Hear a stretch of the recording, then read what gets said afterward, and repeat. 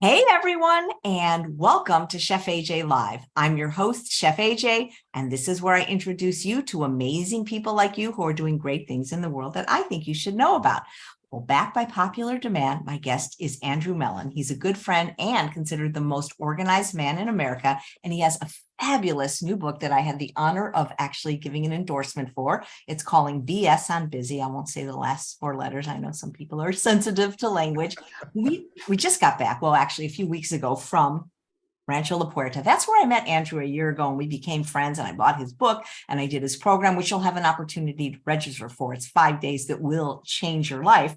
But what happened at Rancho, I chose the week because he was going to be there, not realizing that they would put us up at the same time. So I had an obligation to teach at the cooking school. At the same time, he was giving his latest lecture about the new book. And there were about 20 of us in the class that missed his lecture. And he is so kind that he's going to give it to us now, what we missed at Rancho. And we had so much fun at Rancho. We played bingo. We just have the best time. So if you have a chance to go to Rancho, don't worry if I'm there. Go when I'm there, go when he's there. Just go. You'll love it. Please welcome Andrew Mellon. Nice to see you again. You're such a wonderful presenter. I learned so much from you. Thanks, AJ. Yeah. And I'm delighted to be here. Let me share those slides with everybody so everybody can see what we're going to talk about. All right. Well, hey, everybody. Hey. Let's talk about calling BS on busy and how we can improve your time management, your productivity, your efficiency without turning you into a crazy tasking robot or a soulless machine. Because the whole point, certainly, and you know this, AJ, because you've read the book, and if you've spent any time with me, you know that the goal when we talk about time management is to get better at managing your time, being more specific, more present, more mindful of the choices that we're making around time, but not in exchange for, again, becoming a soulless robot. We want to be able to do the things that we love to do, have enough time for those things, and not feel like we're stealing time from the future or in some way creating time debt for ourselves to be able to enjoy what's happening in the present moment. So you understand the fundamental impetus behind everything that we're going to talk about when we talk about calling BS on busy. All right. And with that, let's just climb right in. So I have an agenda. As you'll see when we talk about meetings, I have a zero tolerance for meetings without agendas. I won't go to them. And even though this isn't really a meeting, because we're spending time together and I'm trying to be informally formal and follow a roadmap, I have an agenda for what we're going to be talking about today. So just when we get to the meetings module, it'll make even more sense, but just remember, zero tolerance for meetings without agendas. Don't go to them. Don't invite people to a gathering or a meeting where you're going to try to accomplish something without an agenda that you've distributed beforehand. All right. Now, we are doing a challenge in just 6 days from now, 7 days. It's a week from tonight, depending on when you're watching this. It's August the 7th. Let's keep it very simple. August the 7th through the 11th. It's a 5-day challenge. And this link, if you use this link, you can sign up for the challenge. It's very simple. It's DYM for Destress Your Mess. AJ for Chef AJ, where you are. It is case sensitive, so just be sure that you put it in lowercase and it'll take you right to the registration page. And I'll share this with you again a little bit later on. Now we're going to take 3 deep breaths. This is not a particularly woo-woo exercise. It is, in fact, a brain science exercise. The brain science tells us that we can reset our central nervous system in as few as 3 deep breaths. So regardless of what's going on in your day, any day, this day, if you're feeling like the day is slipping away from you, if you're feeling like you can't catch up, if you're feeling like everybody's disappointing you, you're disappointing yourself, you're disappointing everybody else, whatever the formula for disappointment is, if the day is not running the way you want it to, you can, just like rebooting your phone or your computer, you can reboot your central nervous system. Just take 3 deep breaths. And so what we're going to do is we're going to actually breathe together. Those of you who are with us live, and even if you're watching this after we've done the show live, feel free to just go ahead and breathe. We're going to let this little nifty graphic go up one more time. When it gets down to the dot, we're going to hop on and we're going to breathe with it. Count of 5 in. Here we go. 1. Count of 5 out. 1, 2, 3,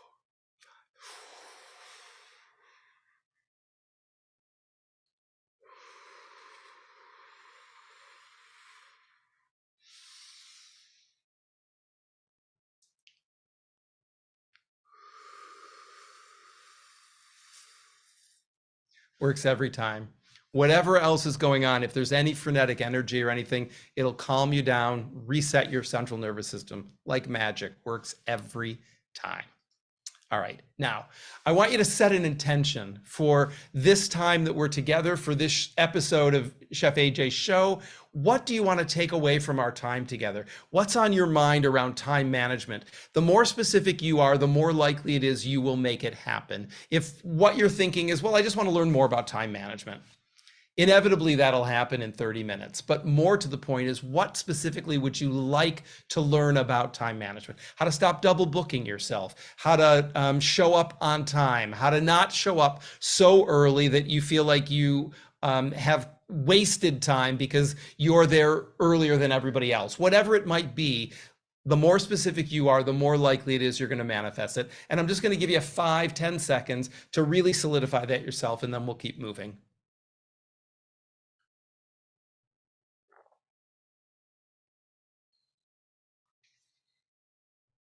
All right. Now, I'm going to share a cost of disorganization with you. When I talk about time management, I like to keep it very simple and keep it in the math.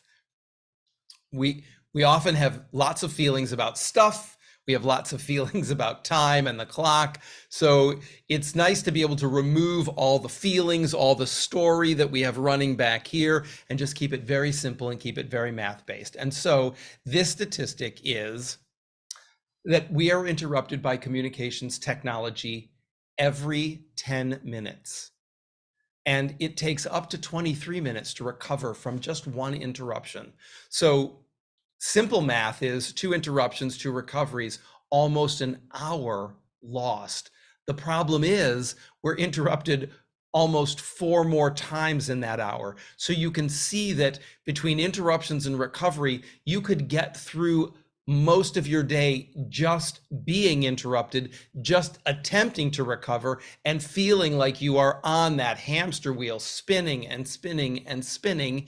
You might try to get to the end of the day and then tell yourself one of your 200 lies.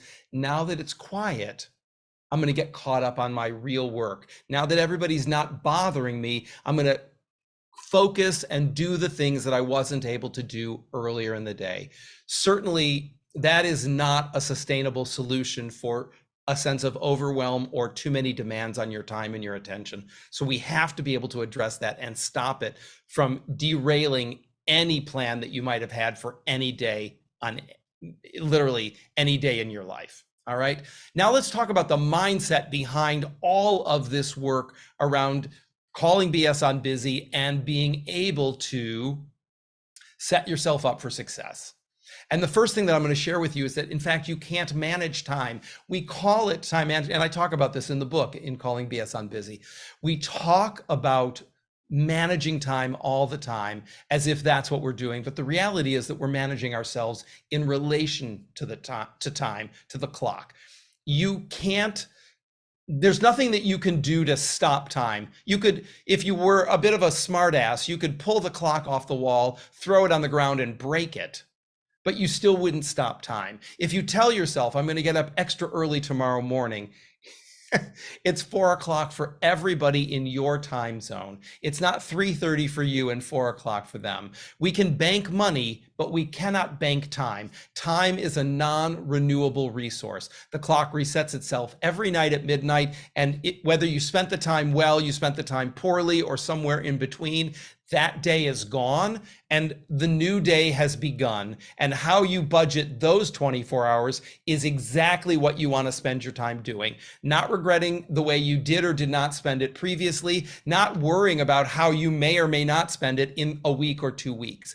Just in the present moment, how are you going to use your time to your best advantage? And that is completely personal. If you want to lay in a hammock and read a book, and that is the highest value of what you could be doing on that day, I completely support that. It's not a waste of time. It has nothing to do with productivity in that sense of achievement as much as it has to do with productivity in living in alignment with your values. So All right, let's talk about some of the biggest causes of lost time. I'm going to share some of them with you that I've gathered over the last 15 years of doing this work. These are not an indictment of your character. If you recognize that some of them are true for you, just have some grace and some compassion for yourself, make a note of it, and keep moving. Don't get stuck by them, but we're going to move through a list of them. And so you'll notice that the 8 deadly time thieves that I talk about in Calling BS I'm Busy will show up in red. So the first one is complaining, thinking that you're actually advocating for somebody, but you're really just whining. Commuting, which during COVID, many of us had this taken off of our plate, but some of us now are back in a place of having to get into a car, get on public transportation, get on a bicycle, walk to someplace, and all of that time is not often accounted for. Gossiping, thinking that you're connecting, right?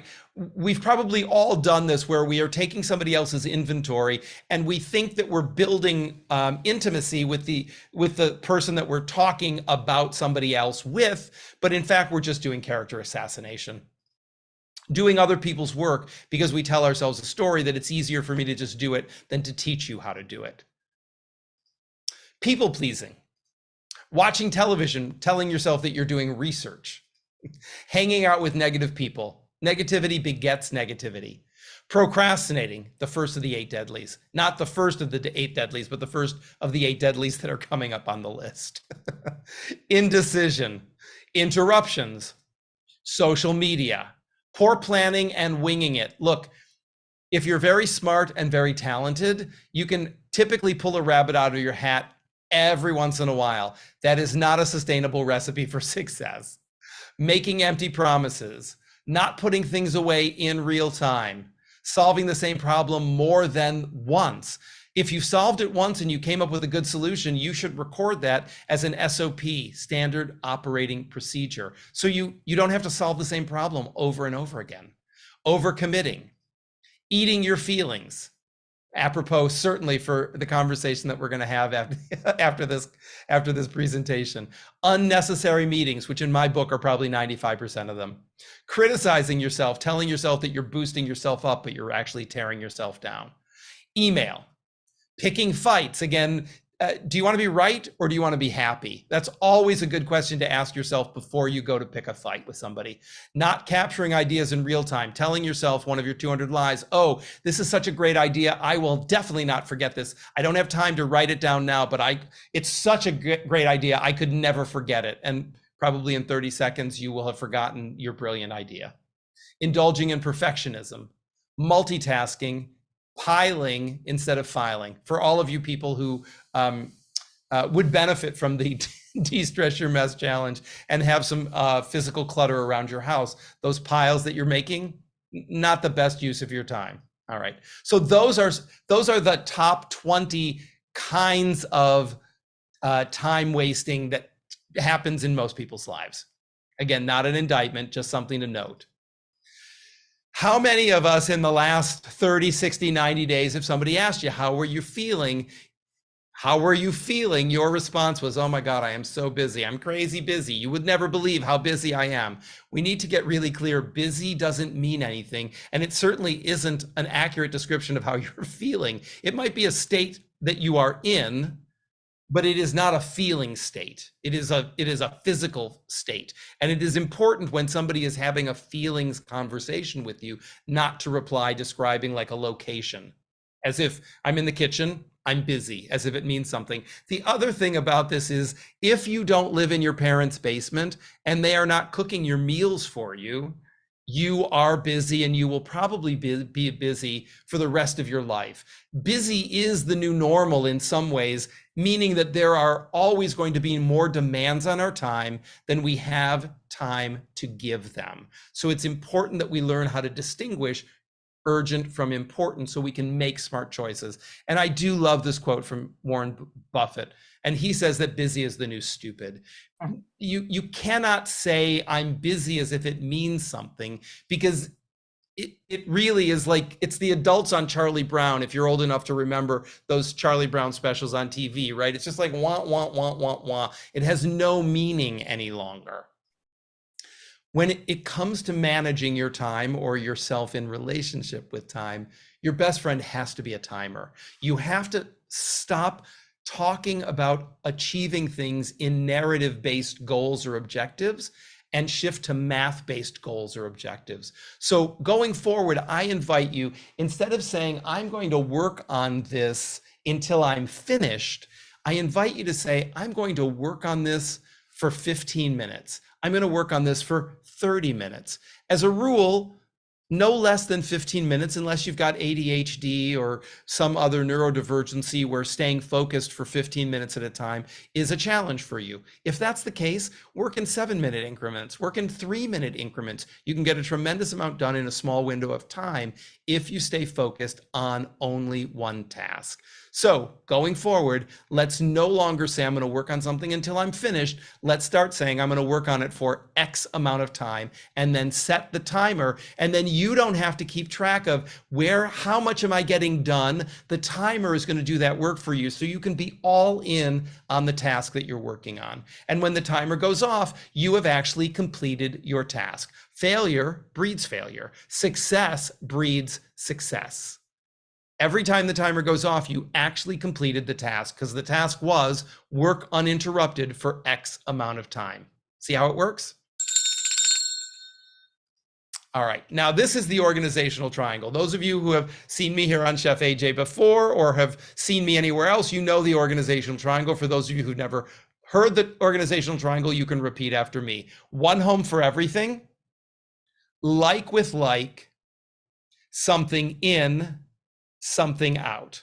And that's all you need to know to get and stay organized. One home for everything, like with like, that's how we get organized. Something in, something out is how we stay organized.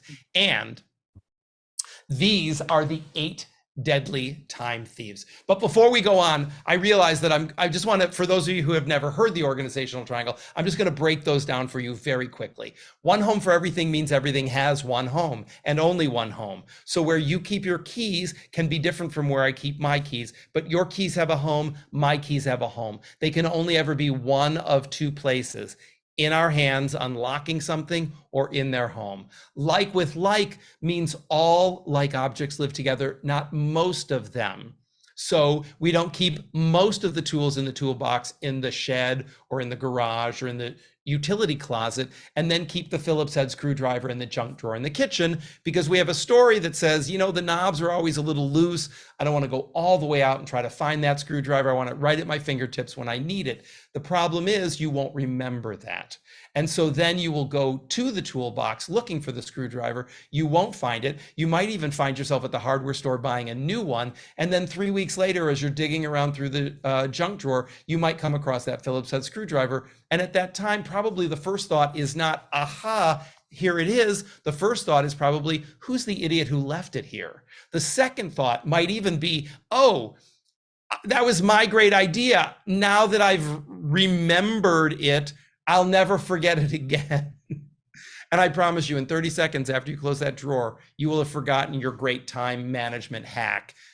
Better to one home for everything and like with like it. That will get you organized. Something in, something out is how you stay organized. And that just means once everything has a home and all of its like objects are together, when something new comes in, something old is going out. We don't spend time, particularly if we don't have enough of it, shopping for things we do not need, instead of spending that time on the things that we know already to be important to us. So now let's talk about those 8 deadly time thieves.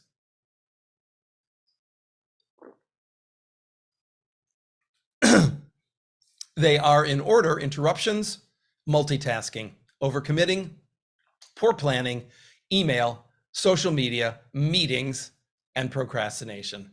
So let's talk about interruptions first. The difference between an interruption and a distraction is an interruption is something that happens outside of us.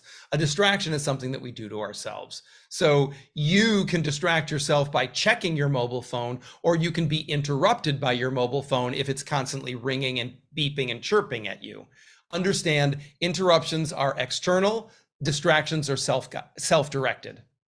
Now, these are the ways to address interruptions, and the only thing you can do to stop interruptions is to shift the culture at home or at work. If you make it no no longer acceptable for you to be interrupted or for you to interrupt other people, they will stop.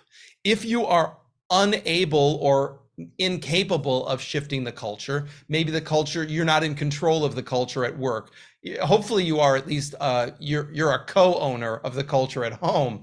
But I can appreciate that some places at work you might not have enough authority to be able to completely shift the culture. Do what you can at home and then push back against the culture at work to see what you can do to minimize the impact of interruptions. After that, make time constraints known if you are interrupted. So if AJ says to me, hey, Andrew, I'm so sorry to bother you, but I need you for 15 minutes. Or she doesn't even say for 15 minutes. She just says, hey, I need to ask you a question.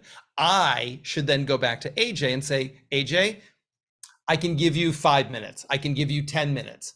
And then I have to set a timer. If I don't set a timer and AJ is still talking with me at 11 minutes, I am demonstrating to AJ unconsciously, subconsciously, that I can't tell time and that I have really crappy boundaries. If I set the timer and at 10 minutes it goes off, I can then turn to AJ and say, AJ, have we solved the problem, or have I answered the thing that you came here and needed from me? If not, we need to reschedule this and we'll pick it up at a later date.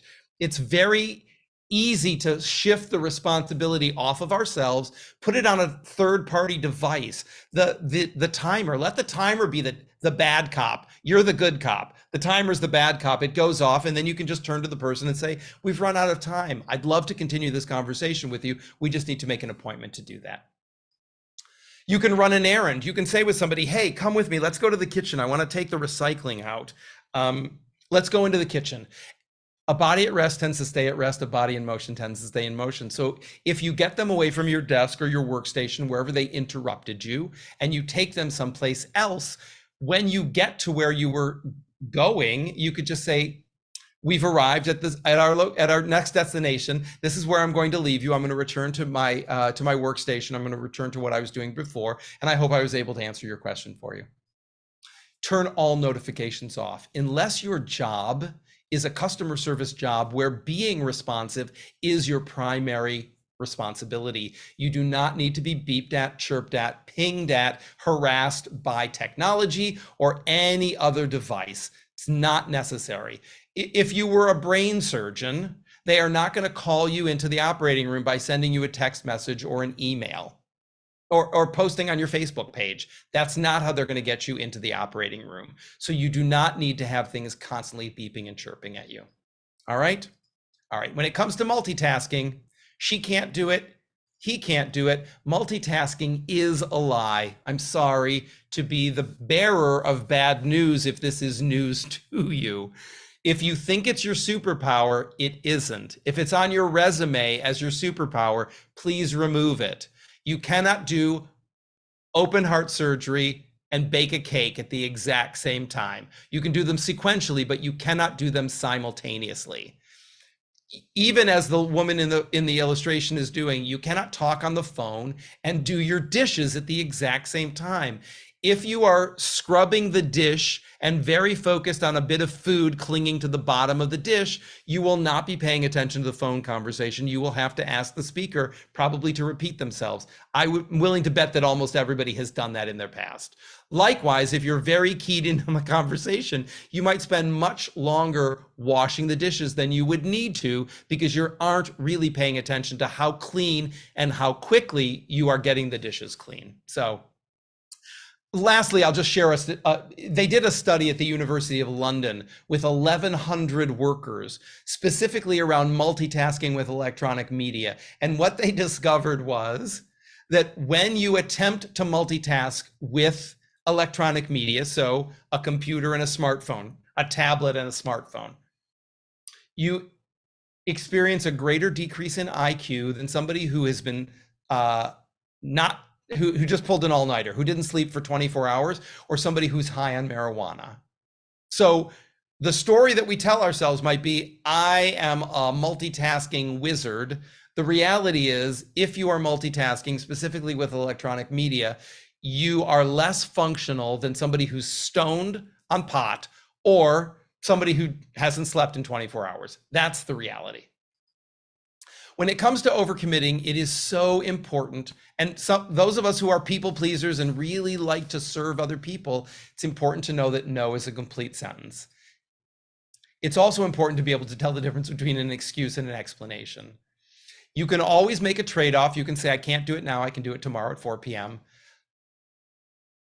A great thing to remember is the only thing better than good news is bad news fast. If the answer is no, please tell me no now. Don't tell me you're going to get back to me in 48 hours, because I think in those 48 hours, you're trying to rearrange your schedule to accommodate my request. You, on the other hand, are hoping that when 48 hours pass, when you tell me no, it will be easier for me to hear the no.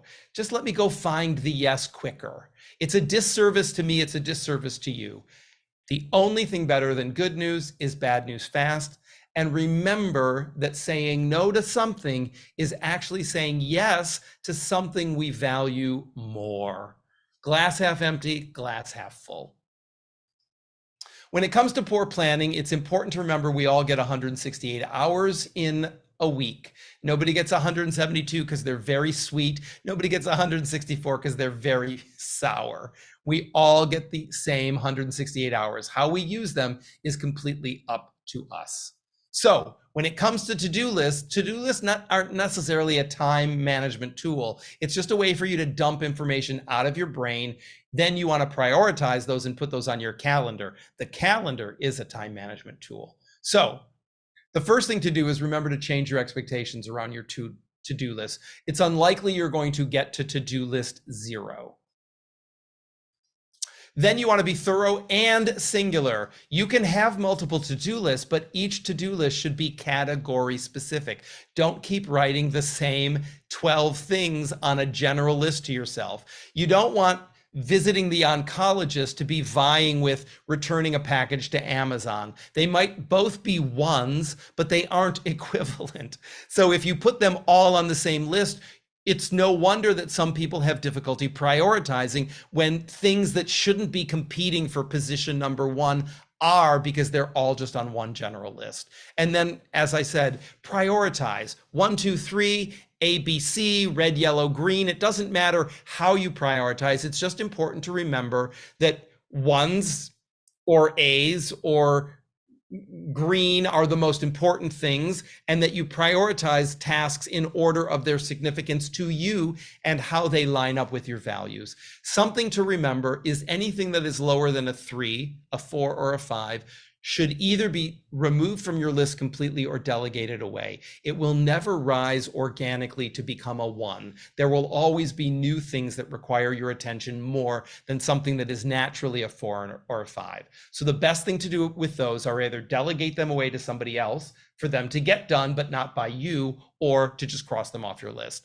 The last thing to remember about this is that your to-do lists are to your tasks what your closet is to your clothes. So you don't get up in the morning and put on all of your clothes. You have no business dragging your to-do list around. You want to pull things off your to-do list, make discrete appointments with yourself on your calendar, and that's how you will proceed.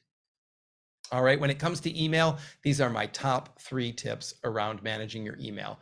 The first one is the most important one. Check it only when you can read it and reply to it. If you read it when you don't have time to reply to it, you're just creating digital clutter for yourself. You're going to have to read it again when it is time to reply to it. And if you read something that upsets you, now you are distracted and agitated. You can't focus on what you need to do because you're so upset by what you've read. And sadly, you don't have enough time to write a thoughtful reply. So you've just basically shot yourself in the foot. Don't read and answer email constantly throughout the day, again, unless your job is a customer service job. I read and reply to email 3 times a day. I don't miss anything important. I really don't. And I don't need to be in my inbox all day long. It's not that important. The people who know how to reach me and that would need to reach me, family, friends, clients, know to either text me or use a mobile phone. So I also let them know my preferred modes of communication. AJ will say all the time, if it's urgent, the best way to reach me is a text. Don't send her an email. She may or may not even see it. So it's much better to use the methods of communication that you have been told are somebody else's primary channels of communication. The last thing to do is to automate your emails using rules or filters. They mean the same thing. In Mac world and Gmail, they call them rules. In Outlook and other PC worlds, they call them filters.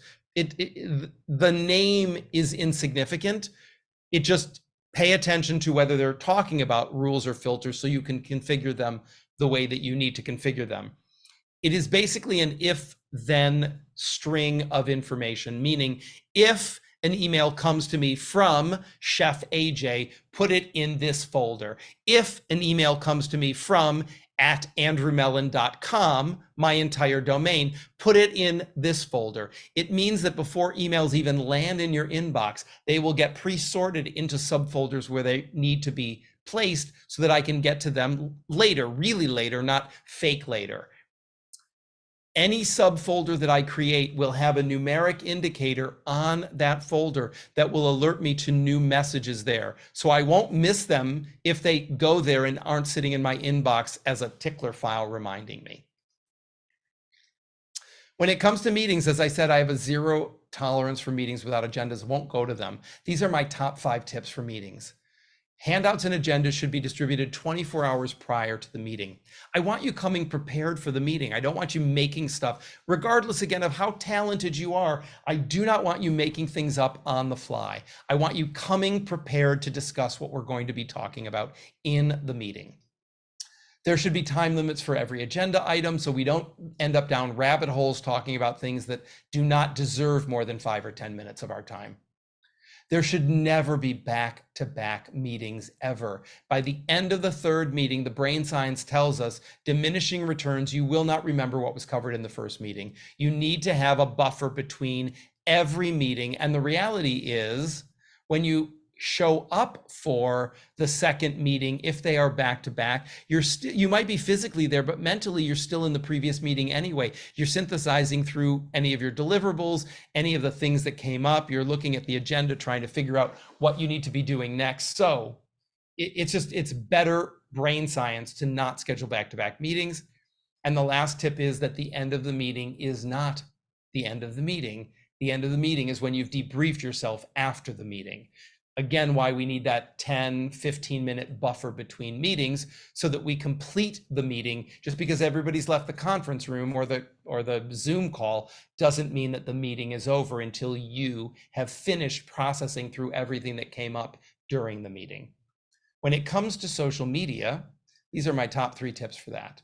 Turn all notifications off or set yourself to do not disturb. Before I got on this Zoom call, I set all of my phones and appliances to do not disturb. I don't want anything pinging me while I'm here presenting with you and talking with Chef AJ.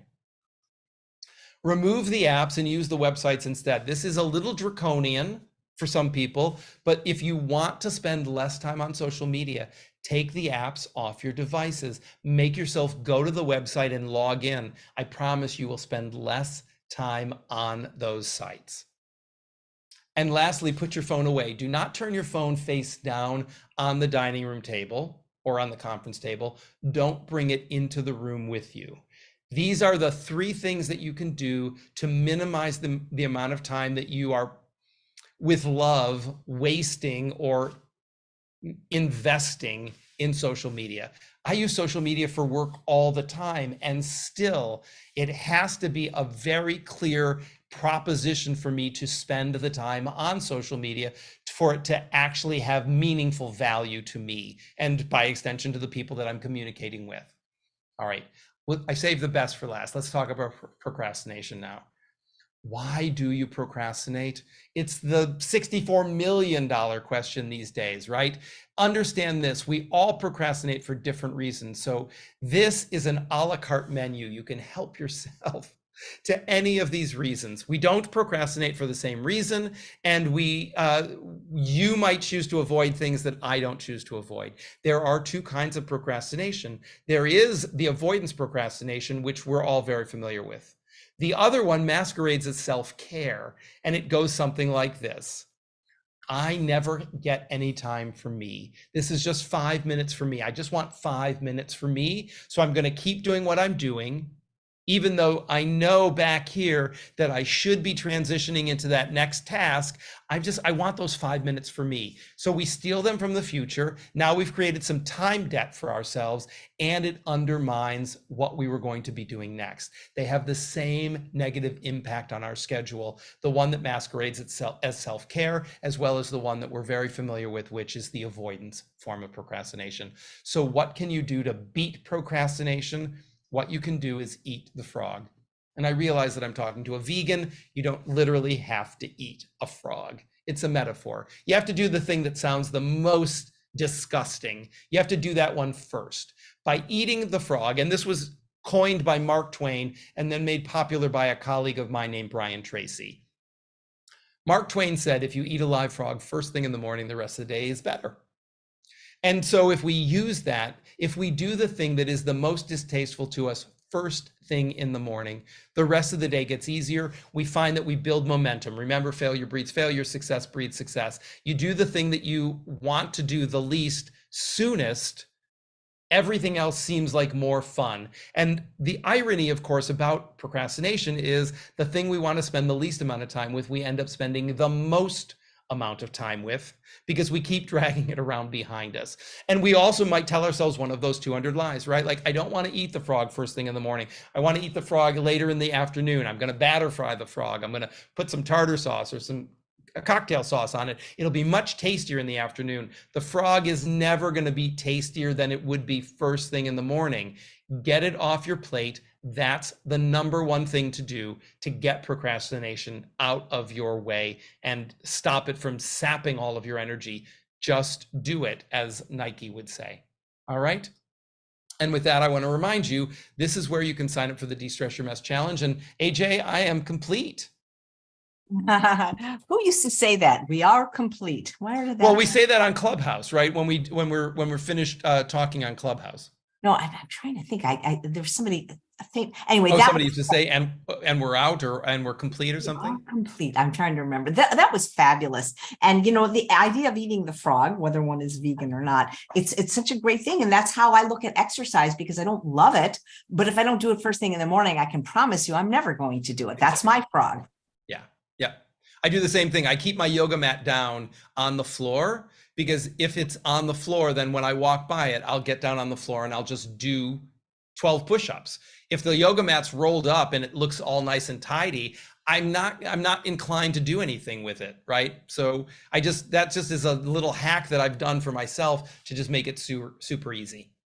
We've got some questions in the chat. There were so many that I hope I can find them, because some of them came very, very early, and my chat goes much faster than people. But one of the questions is for the De-Stress Your Mess Challenge. If a person cannot make it live when it's happening, can they, is it recorded for them? Most definitely. Yeah. We record every session, and probably about 90 minutes after the session, the replay is up and live. And so there's lots of people, I mean, literally people all over the world do the challenge. And certainly because it's 8 p.m. on the East Coast, that's already sometimes midnight or 1 o'clock in the morning in the UK. It's 2 o'clock in the morning in Central Europe. And then as we travel across the continent, it just gets later and later, or earlier and earlier. So the replays are always available. Yeah.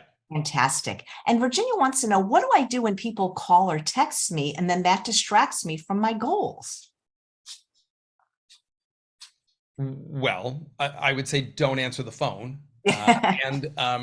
I mean, unless you're expecting the phone call, if you have set aside a certain amount of time and you've set your timer to task on something, turn your phone off, turn your phone face down, put it in another room, and turn the ringer off.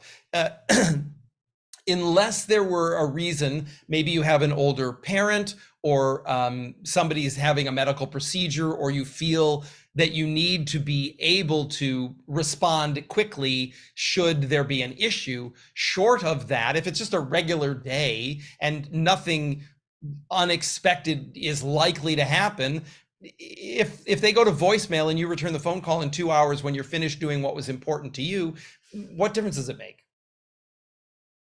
Yeah, absolutely. I love what you said about social media because people that say they don't have time to do something, if they have Facebook, Twitter, if they have any of the social media, then they're lying. Yeah. Because if you have time for that, if that app is on your phone, then you got time to do whatever it is you say you don't have time to do because you don't want to do it because you have the time. Yeah. I always heard that people always have enough time and enough money for something they really value and want. Yeah. Yeah. And certainly, when we think about it from the marketing side, when I've talked to friends of mine who are in marketing, they always say that people will make the time and they will make the money. They'll find the money for something that matters. And we've all had that experience, right? Whether it was something that felt like a luxurious indulgence, like, oh, I really shouldn't, but I want it. We found the money. And then there are other things when, even if it was $1, we'd come up with I don't have to have it. It's not worth it. Yeah. So. So Stephanie, who's watching live, has a question about one of your books. You have many fabulous books, and this is the question on your guide to moving. And she wants to know, does it talk about more than just packing up boxes, such as decluttering boxes before you move and what items you should pack first, etc.? It does talk about that. And it also includes a checklist of everything that you should do from 3 months out before your move through 1 week and moving into your place and unpacking. So it certainly talks about decluttering. And as you can imagine, in a book about moving, I can't cover everything, which is where my first book, Unstuff Your Life, would be super helpful as a supplement to it, depending on how much time you have. If you are moving in a short window, you may end up having to move some things that you didn't want to. And at the same time, you should be as aggressive as you are comfortable being, ruthless about deciding what comes and what stays so that you don't move anything unnecessary. Yeah, it's interesting how there's differences in people with how much stuff they'll tolerate, Yeah.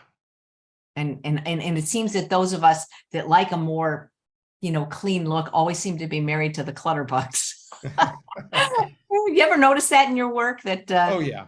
Yeah. I mean, they say opposites attract, right? So I think it's the same thing with stuff. yeah, two neat freaks don't, two Felix Ungers don't get together. It's always a Felix Unger and an Oscar Madison kind of thing. So, I think I told you the story before, but it was so true. I think almost all of us have more stuff than we need. And that's what I love about your system. And, we can always make excuses why the reason I need so many clothes is because I do a live show every day. But at the end of the day, it's really about decisions. But one of the most useful things that happened to me is when I moved from the desert to here. And because I had never owned a house before, which means I had never sold a house before. And our realtor, Gracie, God bless her, she came in and she's like, this has got to go. And it wasn't like my house was messy. It's not that at all. But I have a tendency, like, if you give me a card, if you give, I've got to display it. You gave me this, and so there was just two. And so she just did something to the house. And then when I saw it, it was like, she was like, you can have 3 things on the counter. So I picked, the things I needed, my Breville. I mean, I'm not going to, not have an oven.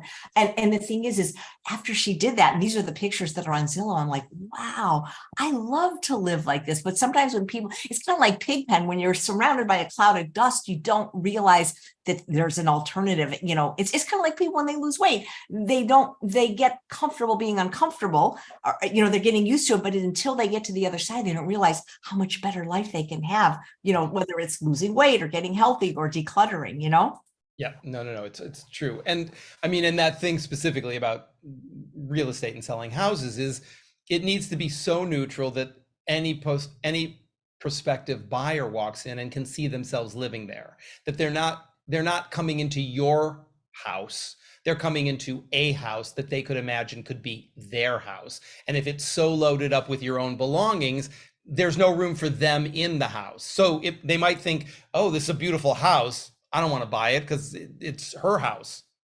Right. And, I mean, I'm not that I'm going anywhere anytime soon, but I always say to my husband, I said, let's live our lives as if, some really rich guy is going to come by and offer us million, that's kind of how I want it to be, and I say, hey, that could happen. The school's opening near us. So I strive for that. I'm not perfect all the time. But I remember when I was looking at houses and, you mentioned that this particular house, it might've been a lovely house, but this person like had a collection of bobbleheads.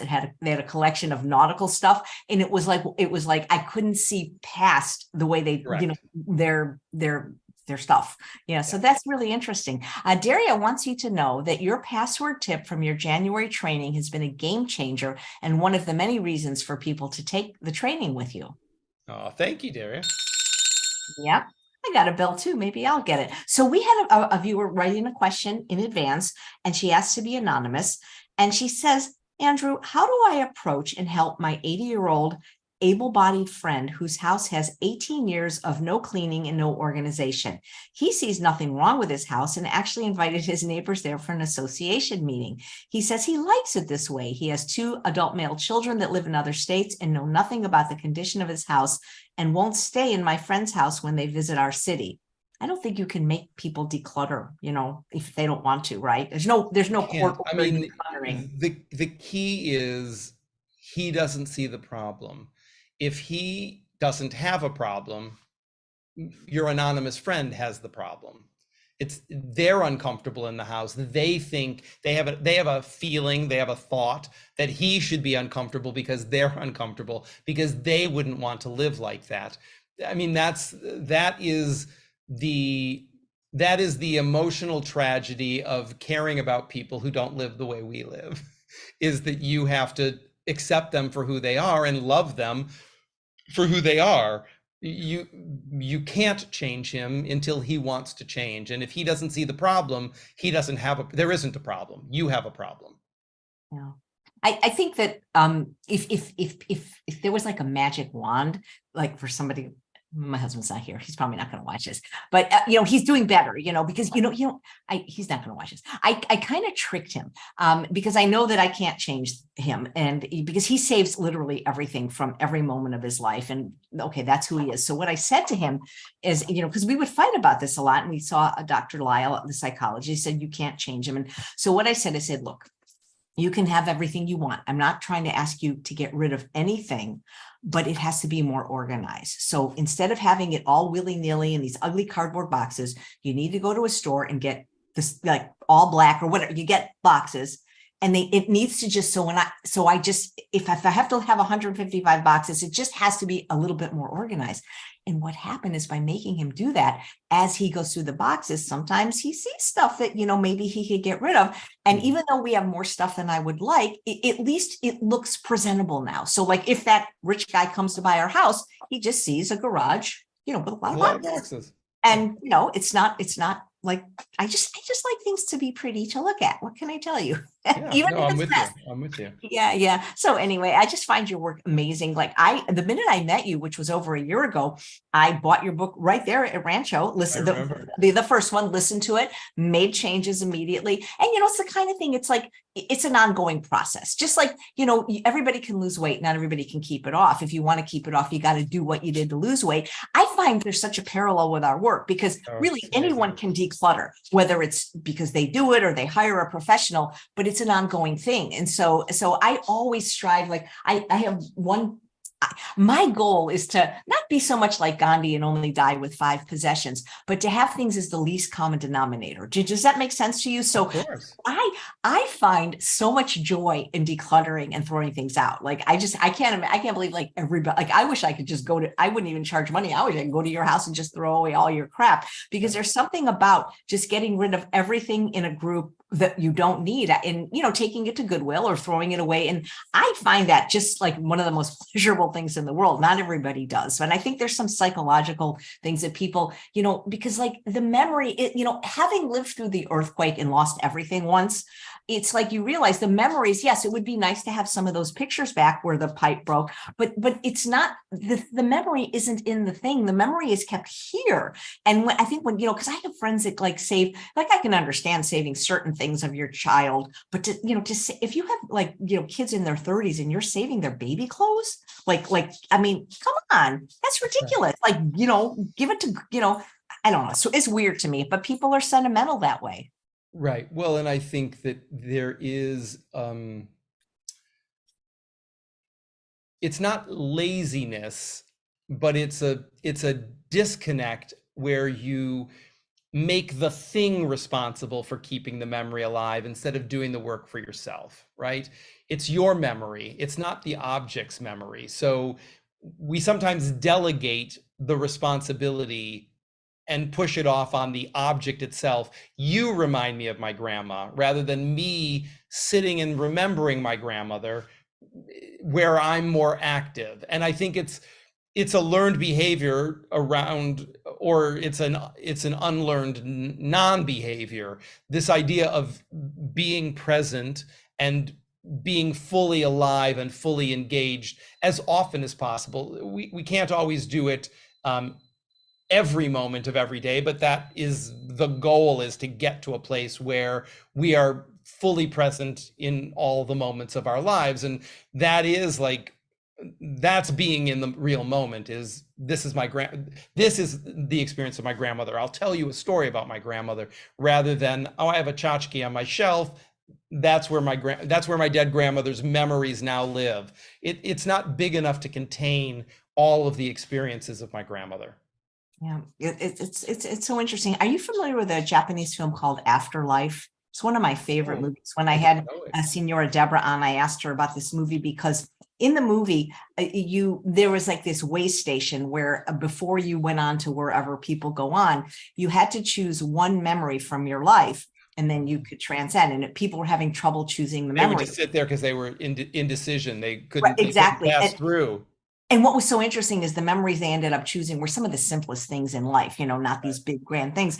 But I think about it like, you really can't take it with you, this stuff. You cannot take it with you. And I would much rather, and I don't have children, but like we have, we have a bigger community up here of people and friends. And so when we'll be at dinner parties, and I like to make jewelry because I like to make jewelry, not because I want to even wear jewelry. There's something about crafts. And, so obviously I have too many earrings, and I have all these bracelets. And I had this party. There was like, I don't know, 20 people here, and I took out my jewelry box and I pretty much gave away everything. Like, not like, obviously not something super duper expensive. My husband bought me, but all this, I mean, nice stuff. And I kind of said, well, this looks like you. And like, I love doing that because I like making stuff, but I don't want to have the stuff. You know what I mean? Yep, I'm with you. It's fun giving stuff away. I wish I could be even more that way. Well, Susanna said, Andrew, I love meeting you at Rancho. Thank you for signing my book. Where should I start when I share my large cluttered home with 7 of my kids who are now adults and older teens? I'm literally frozen. Well, I'm not Andrew, but I could tell you the first place to start is with the Destress Your Mess challenge. Yeah.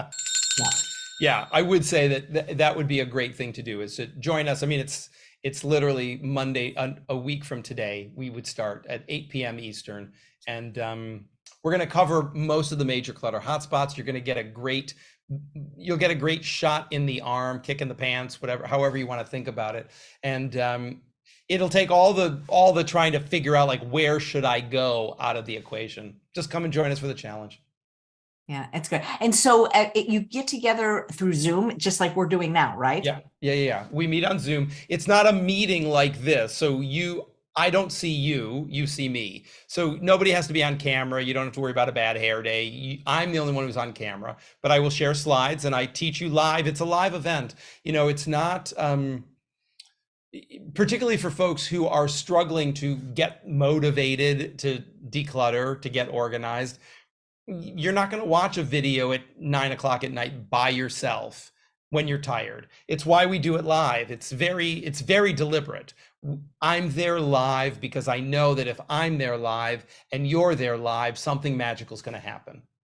Maybe I'll take it again. I mean, I feel like that's the thing, because people that are experts in life, they don't have new information. They practice the fundamentals more often. So maybe I should take it because, I'm reading a comment from a live viewer. I've attended 2 of Andrew's De-Stress Your Mess challenges, and I highly recommend them. I agree. The password formula has changed my life. I am slow to change, but each time at least one behavior is stuck. Maybe I should, Suzanne, if you do it, maybe I'll do it too, because Yeah, I mean, You could be yeah. buddies.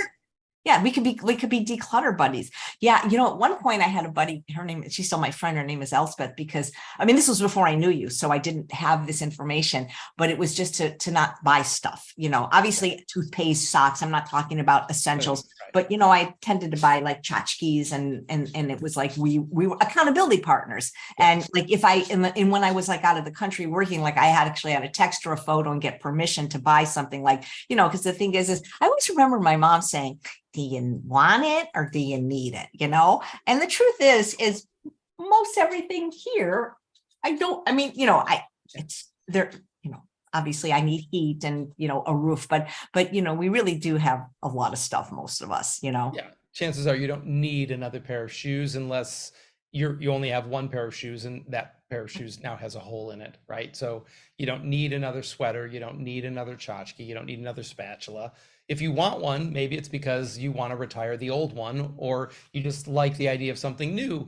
I'm a big fan of encouraging people to window shop. I mean, you're not shopping literally for windows, but the idea of you can appreciate that there are things in the world that are beautiful, functional, innovative. You don't necessarily need to bring them home. When you go to a museum, I look at amazing works of art, and as much as I'd like to hang that Van Gogh on my wall, I also realize I have to leave the museum without it. It doesn't diminish my experience of sitting with the painting. So yeah, with I was going to say the motivational triad. That's a different show tomorrow with Doug Lyle, the pleasure trap. But the organizational trial, like with like, totally makes sense. Do that, and place for everything in its place. And, game, my husband, we have little dishes, two different places, because there's two different doors, and they're the beautiful dishes that I bought in Mexico where we put our keys. So there's one by the front door and one by the other door, because, sometimes we go out this way, sometimes we go out this way. And he couldn't find his key the other day. Actually, it was Saturday, and he needed it to go to the airport because a friend,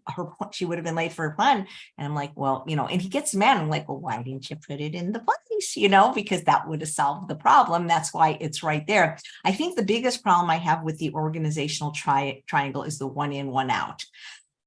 Because so I'm confessing here. I went to this really quite, I do it like you my acting teacher, Joan Darling, you say my voice would go with you. Well, you're in my head all the time, and I always feel guilty when I buy something, because I'm like, what would Andrew say? Because those socks that I showed you at Rancho, where you said you either throw them away or sew them. I don't know how to darn socks, so I actually, because nobody at Goodwill will want my socks with holes in them. Not but those. I was at this unique kind of like a place that I probably wouldn't get to again. And I saw, like leggings in my, because that was the one bad thing about losing weight, is that I can fit into everything really cute now. And the clothes are so cute. And it was so, I bought an extra pair of leggings. I did not need them, but they look great and I want them. So, but I went into my closet. I don't want to give up right now. Well, it doesn't necessarily have to be leggings. I mean, could be, you could make it that specific, like one legging in, one legging out, but if it could be one legging in and another garment out, so that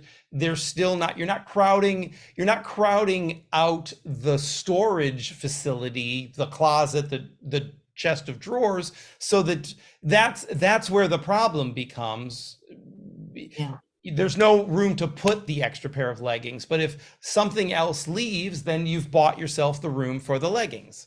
I think the problem is I bought a house with a walk-in closet that's bigger than like a lot of people's. I mean, this place is extraordinary. I do my yoga in there, and I think about the closet. The closet's so big. It's like, and it's such a quiet room. And, I think about like people in a prison cell, my walk-in closet's like bigger. And because I have the room for it, my house doesn't look cluttered. And so I think my solution has just been to, every time I move by a bigger house. Well, something to consider. Isn't that but it is a work in progress. And it's just, to me, I like it. I like decluttering, and it's something that, I don't do it just when you have a challenge. It's something that I'm always looking to get rid of. The books are the challenge, because I have so many, I don't want to just throw them away and guests on the show. So luckily I have a big enough bookshelf, but one day I would love to have either a bakery or just a nonprofit where like other people could be enjoying my books too. Sure. Yeah. That would and be just to dovetail on that, right? The idea, I would prefer nothing end up in landfill that isn't actual garbage. it's chances are what you're finished with, somebody else can still use, maybe not your socks, right? But chances are when you're finished with it, if it still has utility, somebody wants it. It doesn't have to, you don't have to throw it away. So, because one of the things that I like to work with folks, I mean, words matter. And when you talk about it, and I don't mean you, but when one talks about like, well, I don't want to throw it away, you don't have to throw it away. You just release it and let it go have its life someplace else. It just makes it easier for you to detach from it because it doesn't feel like you're hurting it or throwing it in the garbage or disrespecting it. You're not doing any of those things. You're just releasing it and letting it go have its next home while you tidy up yours. Yeah, people do have a hard time letting go. I'm sure you're familiar with like those shows on TLC, like the hoarders and stuff. Of course. That's like, because people always compare themselves. People think, well, I'm not so bad. I'm not like that. I'm not saving, Yeah, I mean, I don't think the benchmark should not be the person that needs an armature to get themselves out of bed because they weigh 500 pounds. Like, well, I'm not that. That's not really, it's not a race to the bottom. I always say to people, right? Like the lowest common denominator is not what you should be basing choices off of, right? Like, well, I'm not Hitler. Well, be nicer than Hitler. I mean, that doesn't seem like a big, like a very high bar to set for yourself. So, be better. Right. And Dave is saying, can you give suggestions for the best places to donate things? Goodwill is the first one that comes to mind because it's the closest to where I live. Yeah, I actually, if you go to my website and go to the blog, there's a whole, we've got a whole blog that lists out places to donate things based on their category. So places to donate books, places to donate clothes, places to donate technology. So I would say you could, if there was something specific you wanted to get rid of, you could do a Google search for donations or secondhand or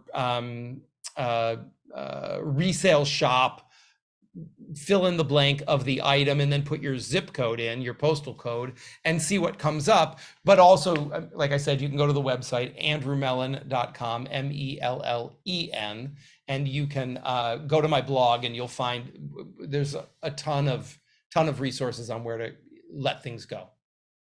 Yeah, thank you. And Randy says, any thoughts on organizing thousands of pictures from having 6 kids and back in the day double prints? Of course, Andrew has a course for that. Yeah. I just taught a course on photo organizing. So you're certainly welcome to check that out at my website. And the first thing I would do is probably get rid of all the duplicates, right? Either separate them and give them to somebody else, one of your kids. What's the end game is really also where I would point you is, are you going to make copies for all 6 children? Are you going to digitize them? Be thoughtful about what the conclusion of the process is, and then reverse engineer your process based on that. So if you want photos for all 6 kids plus for you, then that's a different strategy than nobody really wants the photos. So that's how I would direct you. And I would encourage you to go check out the photo organizing class at my website. I mean, the thing is for this problem, there is help. It's not like some curable disease. I mean, if people really want to get organized to whatever degree, not only your challenge, but just your books, there you have enough content that can help people but they have to do it just like anything else. Exactly. Yeah. I mean, often, and I'm not talking, this is not Randy or any of the people who have asked questions, like the people in the Afterlife movie that you described. Sometimes people just want to sit in that place of feeling like, because I'm overwhelmed and I don't know what to do, I get a pass. Like, if someone were to judge me, I would be able to defend my inactivity because I'm overwhelmed and I can't figure out where to start. So you can't judge me negatively, because if I knew what to do, I would be doing it. And any action, going through and just pulling out the duplicates would be a way to start, because we already know that we don't need more than one copy. Even if we were going to scan them all, we wouldn't scan duplicates. We would only scan one of each image anyway. So the easiest thing to slide right off the surface of that would be all the duplicate photographs. And it's interesting how much stuff people have that they don't even know. Like, I'm sure my husband with his 155 boxes, which I think is down to 130 now or something like that. I think about Dr. John McDougall has a regular show on this channel, and he lost everything in the fire in Santa Rosa. I think it was 2018 or whatever year it was. Like literally everything, like nothing. I mean, they barely survived, as they barely saved their lives. Yeah, everything was lost. And so, of course, I'm not minimizing his trauma and his loss, but what I'm saying is when that happened, a part of me said, well, I looked at it like, well, maybe that'd be a good thing, if your life was saved, because then, you don't declutter, it's kind of done for you. Yeah, I interviewed him on my podcast, and we actually talked about that. Oh my God, I must have missed that one. Thank you. Yeah. That's well, I met him through you. Yeah. And oh my God. And we talked about it. I mean, look, it is a horrible tragedy that I wouldn't wish on anybody. And many, many people that go through that kind of a loss, because they are still alive themselves. And it is, while it was money and experiences and memories, they're very grateful to have their health and everybody else survive. Many people talk about the liberation that they feel, that there is some loss, but the liberation of, I never have to make a decision about what's going to happen to these things that I've been dragging around for 50, 60, 70 years. It's all been taken away from me. I feel so light and so free and so unencumbered that there is, inside every disappointment is the seed of an equal or greater opportunity if you're willing to see it. Yeah. And, it's just interesting because I have no kids or grandkids. So like, who's going to want my stuff anyway? I mean, if you want something of mine, tell me now. I'd rather see you enjoying it. That's so interesting. Linda wants to know if you have suggestions for those who need physical help to clear out their stuff, like people with disabilities, for example. Sure. Well, I mean, you can certainly hire a professional organizer. If you know what you want to have done, you could hire a TaskRabbit, maybe, which is an app. If you're not familiar with TaskRabbit, and all of the other apps that are similar to TaskRabbit, like Angie's List, which I think is now Angie, or even on Craigslist, on Handy, on Home Advisor, on any care.com, you can find temporary freelance physical help for people to come and assist you doing things. Maybe even, depending on what your budget is, there might be social services that are available through your county or your town or your state or the federal government that would subsidize hiring somebody to come and do things. Maybe that's one of the benefits of your health insurance or your home insurance. So you could look in all of those places to see if there's the opportunity to hire somebody so that the money doesn't come out of your own pocket, particularly if you don't have deep pockets. And if you do have resources, you can certainly just go to any of those places and hire someone who is able-bodied and able to pick things up and move them around as you direct them. Yeah, great. And Stephanie wants to know, how long will the replays of the challenge be available? And Colleen asks, is this the same challenge that previously cost $1? So the replays will be available until I believe it's the 18th is Friday. Of 2 weeks from now. They'll be available on through the 18th, and then they come down, unless you purchase forever access, in which case then they're yours forever. So when you're registering for the challenge, if you pay an additional $14.97, I think it is, you'll have them forever. They won't time out, but they time out a week after the challenge ends. So you have a full week to watch them as many times as you want. We're not keeping score. And is it the same challenge that we charged $1 for historically? Again, it's the same structure. Every challenge is different. So we got we got tremendous feedback from people that we were not charging enough money. The dollar was, people were undervaluing it. They were not showing up because they felt like, well, it was only $1. If I don't show up, it's no big deal. So based on what we heard from literally thousands of people, we increased the price to $19.97. I still think it works out to less than $4 a day for an hour of live instruction, which, I mean, if you think about, without sounding like an egomaniacal douchebag, corporations often pay me $10,000 for 1 hour of my corporate training. So for $4, you're basically getting quite a bargain still. Yep, absolutely. Just fun spending time with you. Well, Yeah. you're always fun to have on. What does your future hold? Well, we've got the challenge coming up next week. Then I'm going to Dallas to shoot an episode of a TV program with a coach who primarily works with service providers, chiropractors, and other doctors. Her name is Dr. Jody. I should connect the two of you. You would love each other. She's lovely. And so I'm going on her TV show in August. Then I'm going to do some work with a private client in San Francisco. And then I'm speaking in Minnesota, Nashville, Atlanta, and Orlando in September. I'm running around a lot. So lots of travel, lots of public speaking. We're working on a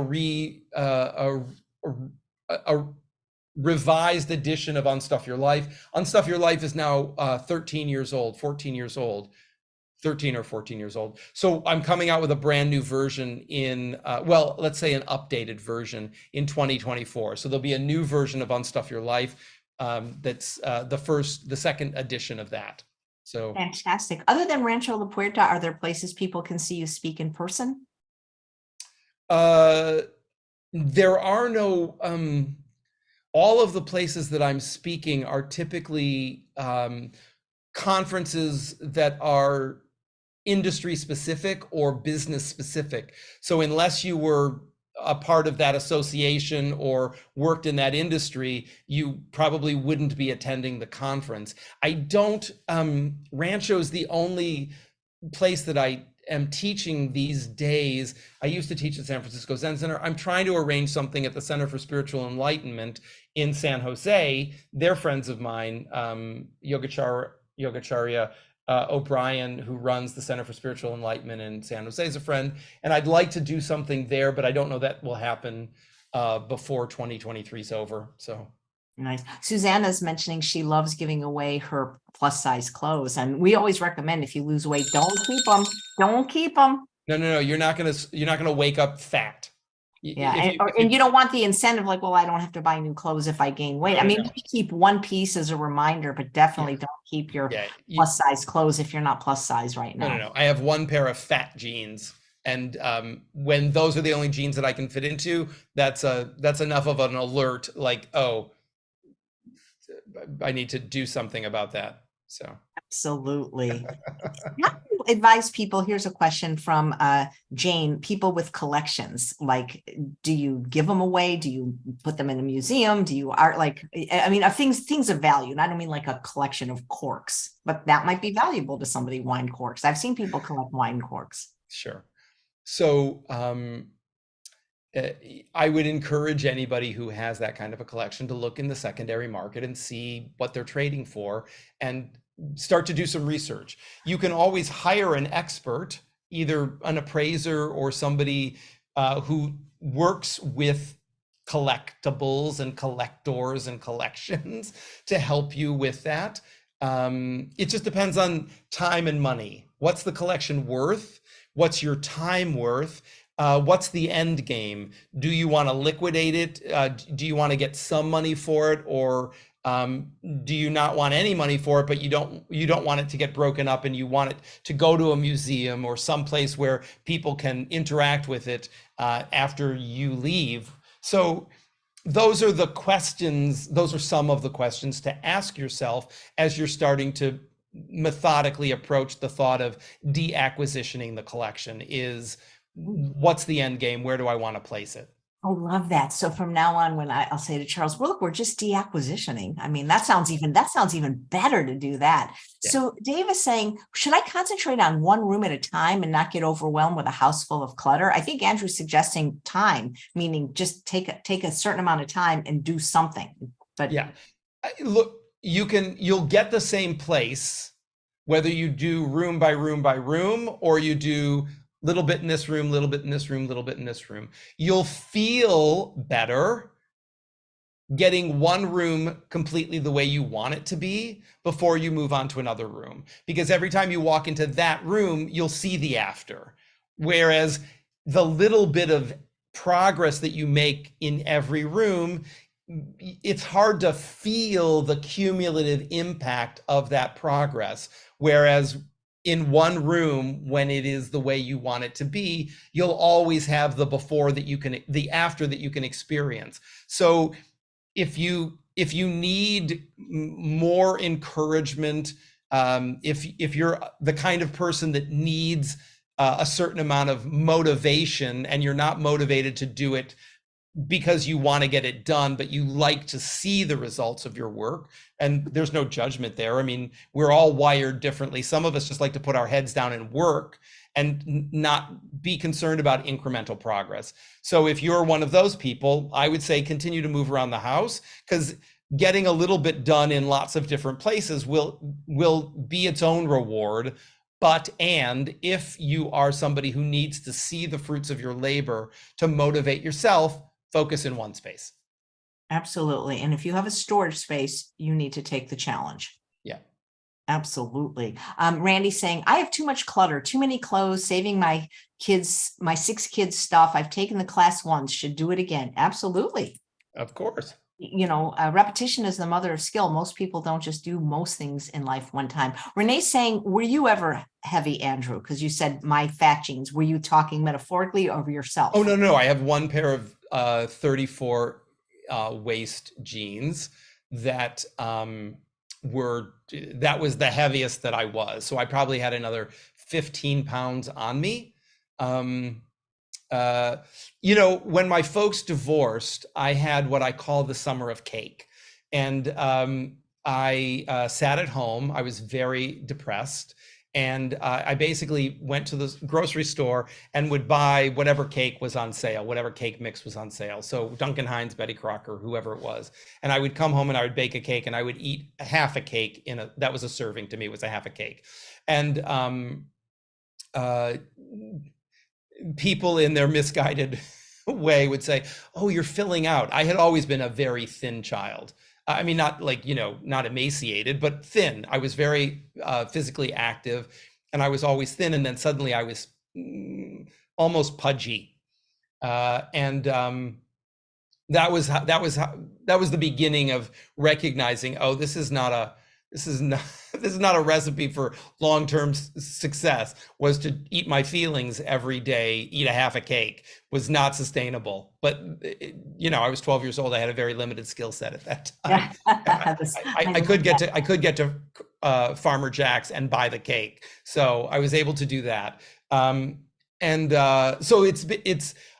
ever since that time, it has been on my mind of, oh, I could go there. And so I literally have one pair of black jeans. That's it. There's no other clothes. And and I will, even though they're the fat jeans, they're also jeans that I don't care about. So if I'm going on site to a client's to get into gunky, cluttery weirdness because we're decluttering their home, I will wear those jeans because I don't care if anything happens to them. If something pokes a hole in them or I spill something on them, it will not matter to me. I don't want to wear a nice pair of jeans if I'm going to be getting filthy. Right, absolutely. And Susanna had a really good suggestion. She says whenever a box comes from Amazon, she starts filling it and then keeps filling it. And then when she gets a box, of decluttering stuff, she'll take it. When that's a very good use of that box. Marianne says, how do I stay focused? Once I start cleaning, I can't stop. I set a timer on Alexa, but keep adding more timers. Yeah, well, I don't know that Alexa is the choice.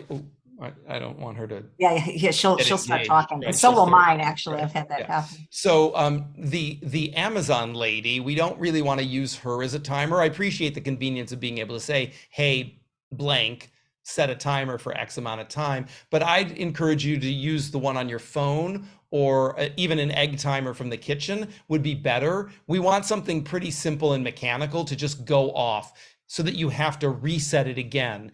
And if you know that you are prone to putting your head down and just plowing through the end of the timer, the behavioral adjustment is to stop when the timer goes off, instead of telling yourself one of your 200 lies of, oh, I'm just going to finish this one last thing and then I'll stop. Oh, I'm just going to finish this one more thing. Oh, just one more thing. Oh, just one more thing. I'm on a roll. Whatever it is that you might be telling yourself, you'd be better off stopping, because you're not lacking motivation. So you'll be able to start up again, whereas somebody else might need the motivation to even get going. Your problem is stopping before you run yourself ragged, or miss an opportunity to do something else. So I would encourage you to stop what you're doing, reset yourself, and then set the timer again. That's going to be, I think, a better recipe going forward for you. And take the class, Marianne, and he'll help you with Yep. some of these nuances. Anyway, I learned a new word today, deacquisition, and I'm going to start right away. Andrew, it's always a pleasure and delightful talking to you. So anytime you have a new project or a book, please, come back on the show. And I know we probably won't see each other, not ever again in Rancho, but next year, because they're asking me to pick a different day than when you come.